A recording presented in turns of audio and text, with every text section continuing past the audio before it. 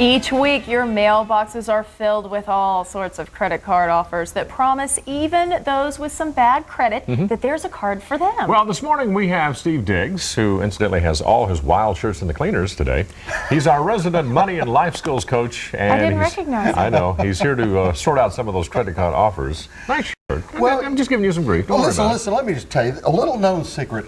This is the way all my shirts start every single morning. But I'm a sloppy eater, and after breakfast, I have to put them in the fridge at night to keep them from spoiling back in the day. But he'll return with the mustard collection next week. But meantime, talk about these cards. This is a big business, as evidenced by the number we get in the mail. It is a huge business. Last year, there were over 6 billion credit card mailers sent out. I think I personally got about half of those. And every time you come home, there's another stack of them, and they've got all their teasers, 0% interest, cashback guarantees. We have to watch out for some of these things. On the surface, they look great. They do.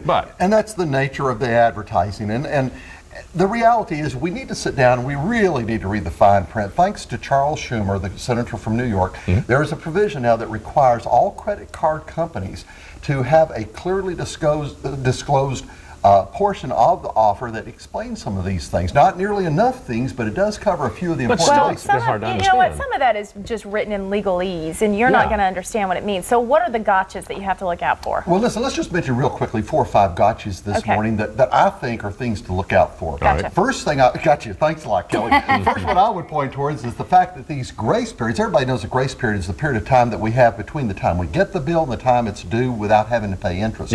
The grace periods are getting shorter and shorter. Look for a credit card that gives you a 25-day grace period if you can possibly find one, because that's the better way to do it. There are still some out there, but you've got to look for them these days. The second thing that I'd like to encourage folks to look at, and this is a mouthful, this is a little bit complicated, but look at your card and see if it has the 2-cycle average daily balance provision.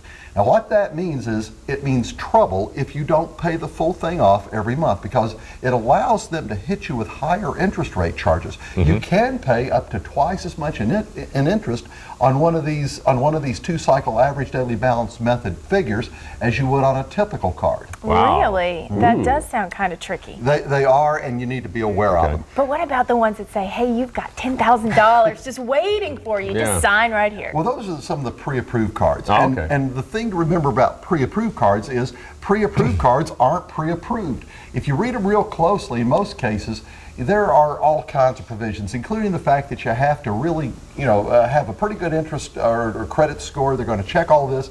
They're pre-approved, provided the credit card company's in the mood to let you have the card when you ask for it. You're pre-approved because they have your name and address. But you have not.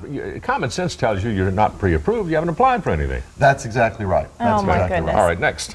We got fixed rates. Are they really fixed? Fixed rates are fixed rates usually for about whatever time, again, the bank wants it to be. Most of the provisions these days allow fixed rate cards to adjust with as short as 15 days notice. And what that means is you can get a little mailer that you don't even notice, and suddenly your rates can kick right up. Okay, before we get into the good news, there's one more, another trap you mentioned here. Default? The fifth trap is the default rate. You see, this is the rate that a credit card can go to. For instance, you might have been told that your card's a 9% card, but if you're late on a payment, even sometimes by a couple of hours, or if you don't get your money sent in the correct way, you will exceed your balance. Or even if you're late on another credit card from another company.